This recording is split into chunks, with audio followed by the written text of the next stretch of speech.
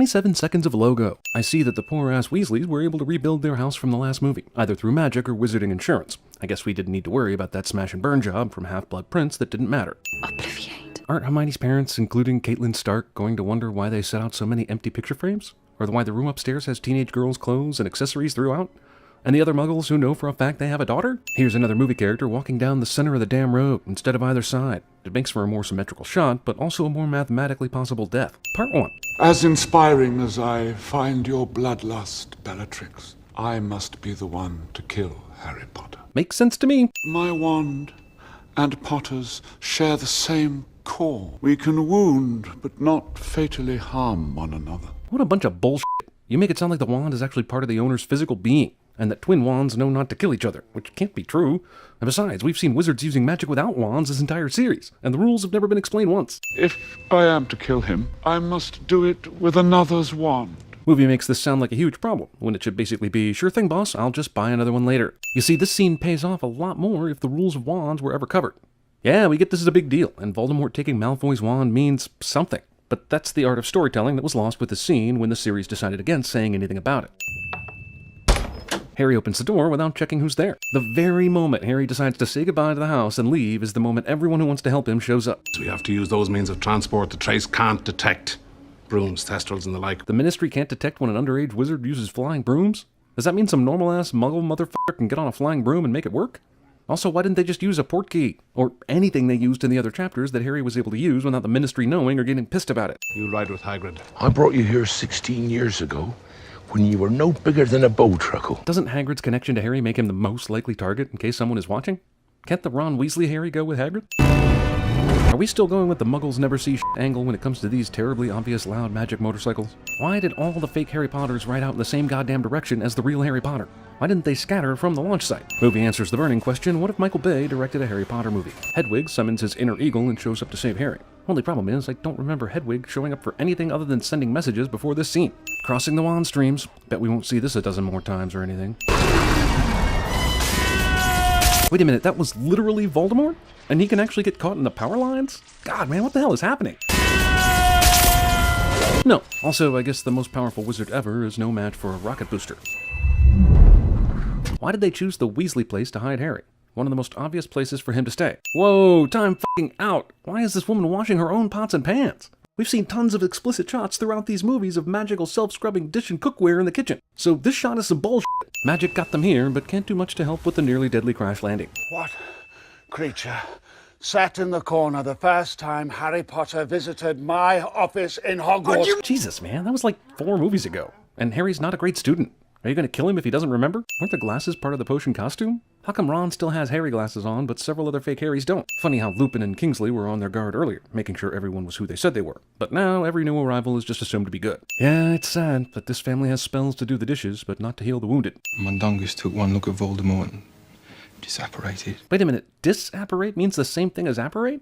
I feel like Dr. Nick when he finds out inflammable means flammable. Besides, you've still got the chase on you. You've still got the wedding. What? A wedding? The love of Bill and Fleur needs to have a full-blown ceremony and everything while all the Voldemort shit goes down? Magic newspaper is so stupid and annoying I don't even want to bother checking the articles for accuracy. It takes 6 people to pitch a tent in this series, and all that implies. Rufus proves that any asshole can come wandering into the highly protected Weasley farm without any resistance. To what do we owe the pleasure, Minister? I think we both know the answer to that question, Mr. Potter. You mean Dumbledore left me something in his will? Of course. To Ronald Bilious Weasley, I leave my deluminator. When things seem most dark, it will show him the light. Okay, so now the Deluminator is something I would probably call an Illuminator. What's with the weird anti-names? And couldn't you have just given him a flashlight? This gathering exacerbates even more the idea of putting on a wedding during this time. Allegiances are iffy, people can change into other people, nothing is certain. Did they ask all these party guests a secret question to prove who they were? What was your high school mascot? The Reigns of Castamere isn't playing right now to signal the impending and shocking bloodbath. Hermione is definitely old enough to be hot now, right? Right? Word has it that someone talked to her. Jesus, what are the chances of Harry sitting down next to a newspaper columnist who just happens to be sitting close to a town gossip who just happens to know a name and location of a person Harry needs to see to advance the plot? At this wedding party that defies common sense.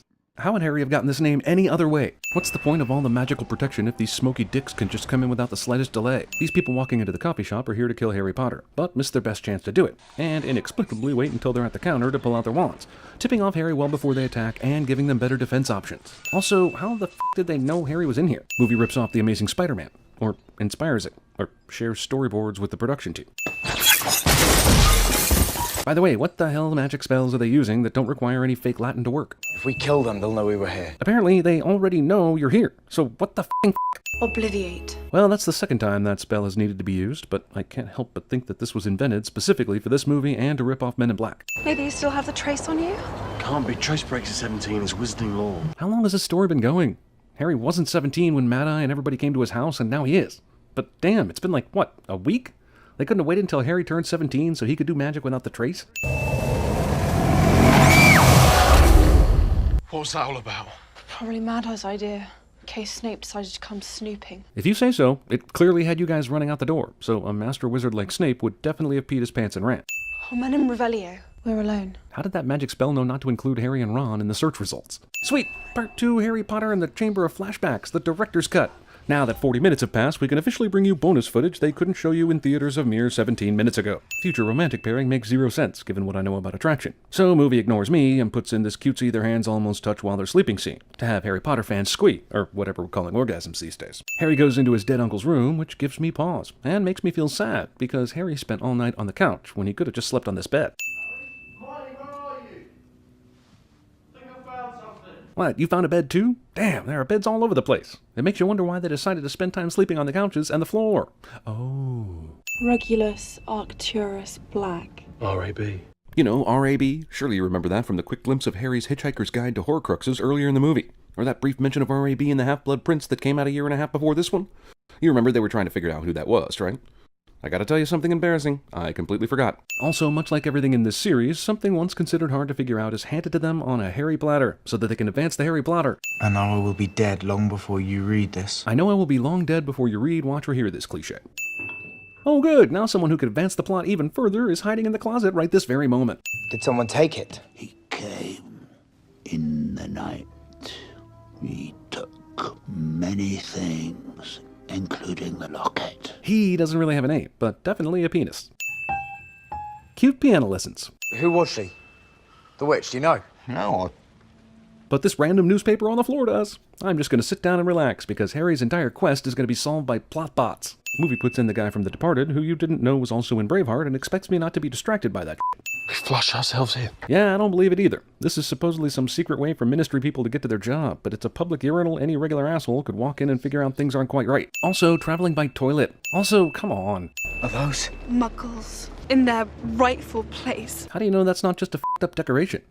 You can see shit like this in just about any city, but I never once thought, yep, there's some dead people. It's still raining inside my office. That's 2 days now. And there's absolutely no spell in the wizarding world that stops that shit. But how do I stop it raining? Try Fenitate Incantatem. Because not even the asshole upstairs could figure out such an easy spell. I'd say if we don't locate Umbridge within the hour, we go find Ron and come back another day. Let me guess. Yep, there she is. I'm pretty sure this Albert dude isn't supposed to be in court, just from the elevator scene earlier when Dolores asked why he wasn't getting out. So now that he's drawing a wand, I'm wondering why there aren't a ton of paranoid witches and wizards instantly slinging disarming spells in his direction. Because after all, Dementors can't get through elevator cages even if they're pretty much smoke. Why did you wait so f***ing long to do this? No one notices the most famous and wanted wizard in the world in the middle of the Ministry of Magic. And are there really no alarms going off right now? Knocked out real husband shows up just in time to see Weasley fake husband kiss his wife. Also, is there any reason why you would show up for work in your undergarments after getting knocked out and left in a room somewhere? Probably after your liver was extracted for the black market? You don't want to magic spell some clothes on? Again, what's the spell? Is it a stupefy spell? A kill spell? A speaking spell? And this guy has horrible aim, despite the fact that I feel like magic should be able to correct any deficiencies. Here's the Terrence Malick portion of the movie. Only one of many reasons why this bullshit is so long as to require 2 parts. Hurry quickly, in my bag. Was Hermione waiting until Harry got up to even think about the medicine she's carrying around in her bag? Was she just going to worry over Ron until Harry could do something she easily could have done? Hermione is home. What do you think she's asking you to get the medicine for? What happened? I thought we were meant to be going back to Grimmauld Place. We were there, but he actually had hold of me, and I knew once he'd seen where we were, we couldn't stay, so I brought us here. How do you go through the flu network thing and change your mind midway through the journey, but also take 2 friends with you and leave the bad guy behind? Don't your friends have to know where you're going for that to work? This is some bullshit right here. Magic shit works so quickly and completely, I wonder why they even worried about it. Are there any rules concerning the protective enchantments these wizards are always putting up around themselves? Can they be broken? Or do they just delay a surprise attack? They didn't matter at the Weasley house earlier. Where am I supposed to find a tent? Again, this bag with a spell that makes it hold everything is somehow so useful you wonder why there are any conflicts in the magic world. Incendio. This is exactly what Hermione in this movie is saying to my heart. Also, how does the fire spell not burn the dried leaves surrounding the amulet? Defender! Reducto! After a series of spoken spells, Harry then throws 3 unspoken spells at the amulet, illustrating my #1 problem with this entire goddamn series. Dumbledore sends you off to find all these Horcruxes, but doesn't tell you how to destroy them. Doesn't that bother you? It does me! Harry's Flashbacks Part 3, The Extended Prisoner's Cut of Azkaban. Better? Right. But it's my burden to bear, Samwise Gamgee. Movie veers wildly into summer camp / Hunger Games territory for most of the rest of the film, actually. And I don't like it. You could smell it. My perfume. What the f*** are you wearing perfume for? Ron isn't strong enough to apparate. We'll go on foot. Well, that seems like some pretty convenient plot device shit right there. Here begins one of the most infuriating parts of the entire series. The Ron gets jealous of Harry and Hermione rigmarole. The entire part 1 will waste loads of time on this, and camping. If this movie had been a standalone film that didn't depend on every other part before it, it would have made £4 at the box office. Watch it, guys. There's a mimic hiding somewhere in one of these trailers. In the Chamber of Secrets, you stabbed the basilisk with the sword of Gryffindor. Its blade is impregnated with basilisk venom. Well, hot damn. That's convenient sanity. That's why Dumbledore left it to you in his will. I can maybe see why he didn't spell out the reason for the sword in his will, but couldn't he have at least left a riddle? You are brilliant, Hermione. Truly. Except for the perfume thing. I still can't figure that shit out. Be you to carry on. Don't let me spoil the fun. Too late. You think I'm not listening too? You think I don't know how this feels? Skip. Salvio Hexia. Perfumus finito. I feel badly about what happened between Ron and them. It's going to take a whole movie before I get over it. We can waste time because there's a part 2 dance. Snitch tasting. Hidden words ex machina. It isn't part of the book. Somebody drew it. Luna's dad was wearing that at Bill and Fleur's wedding. That bullshit wedding was beyond helpful to the quest. They never bothered to ask anyone what it meant, so a completely random run-in with the dude from Notting Hill completely saves their ass here. You know who almost died there? Haven't you guys long been calling him Voldemort? No longer scared of the name? Isn't that exactly the type of place he'd be likely to hide a Horcrux? Why didn't Voldemort bury a Horcrux under an Ask Italian restaurant, or somewhere not obvious? Why was he so sentimental as to where parts of his soul were hidden? Hermione wipes off the one grave that just so happens to have the symbol important to the story. So the plan was to turn the snake into Bagshot and then attack Harry once he got him into the house? First off, the snake is one of the Horcruxes, so that puts one of them in immediate danger. Second off, why don't you just have someone else be Bagshot, who could just Avada Kedavra Harry into oblivion? Snake decides, I'll just go with the jump scare attack. Surely it will catch them completely off guard because they started playing Monopoly after I fell in the hole in the floor. More camping! I tried to mend it, but wands are different. It's done. Leave me yours. And there was no drama about Harry taking Hermione's wand. I'll take the locket as well. Is there any reason why they still need to take turns wearing the locket? Couldn't they just leave it in the tent or something? The locket is apparently like the ring in Lord of the Rings, but they aren't transporting it to Mount Doom, they're just camping. There's no need for the burden, at least not right now. Apparently, there's no spell for warmth. A second Dear Jesus returns to Ex Machina the f*** out of this series even more.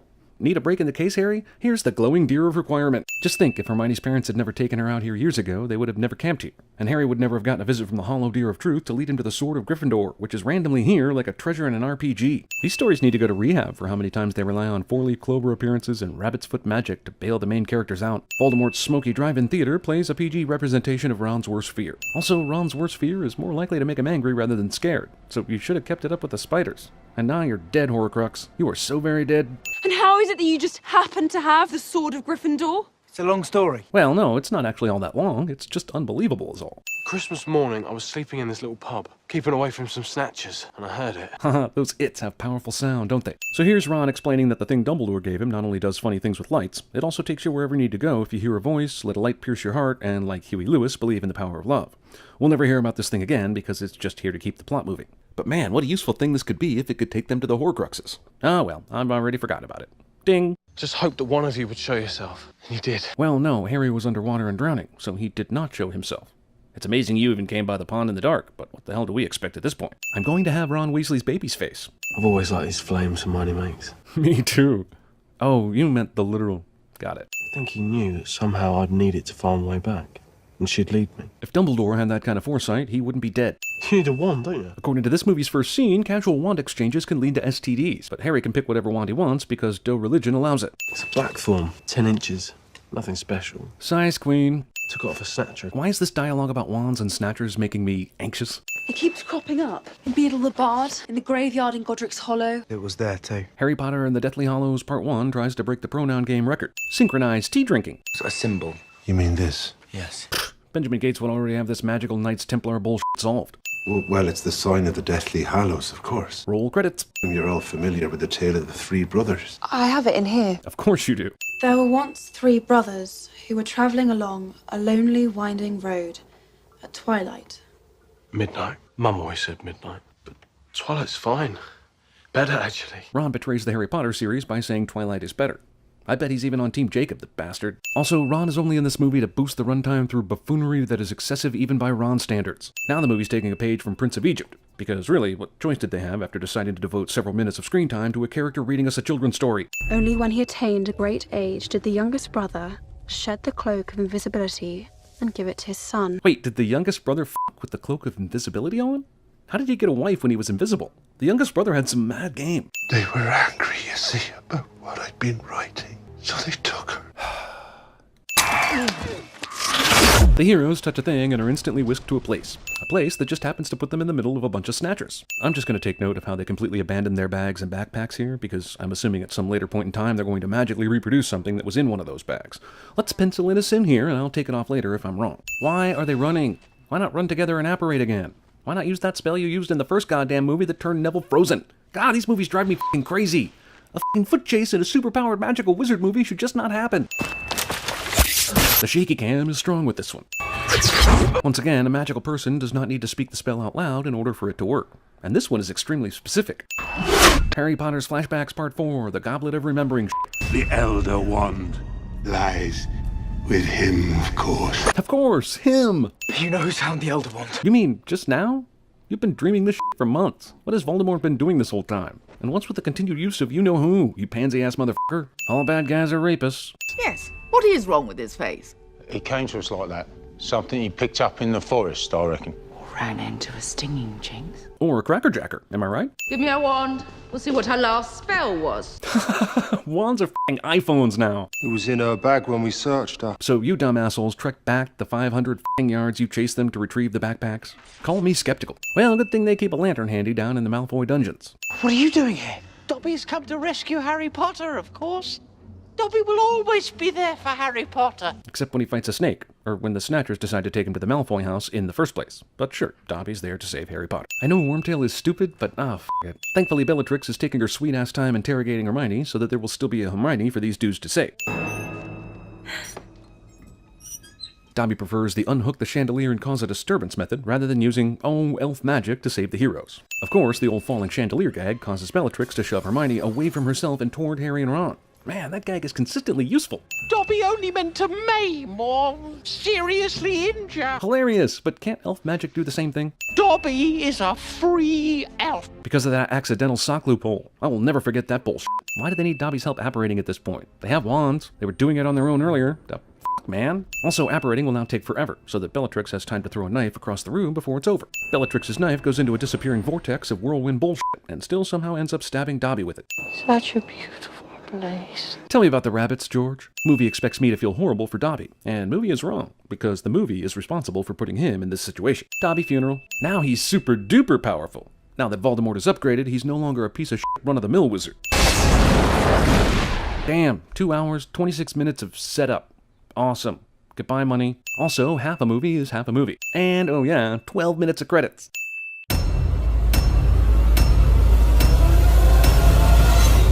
Where's your other hand?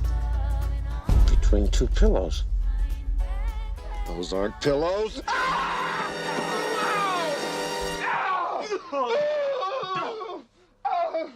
Gentlemen, I want this terrorist found, and I want him to understand what terror really means. England prevails. If you build, he will come. Who gets Atlantis off the maps? Who keeps the Martians under wraps? We do. We do.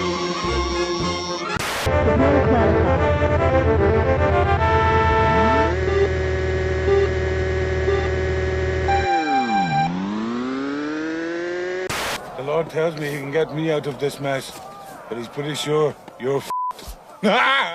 Use your aggressive boy. Let the hate flow through you. By the power of Grayskull.